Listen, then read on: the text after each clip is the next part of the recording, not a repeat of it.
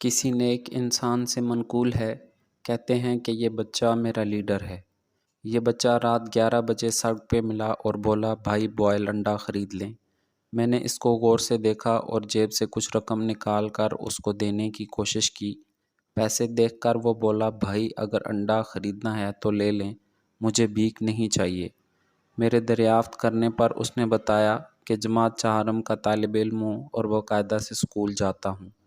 والد صاحب وفات پا گئے ہیں، اپنی 3 بہنوں کا اکلوتا بھائی ہوں اور گھر کا خرچہ چلانے کے لیے رات کو انڈے بیچ کر روزانہ تقریباً 100 روپے کما لیتا ہوں، کیونکہ بابا نے وفات سے پہلے مجھے کہا تھا کہ بیٹا میرے بعد گھر والوں کا خیال رکھنا۔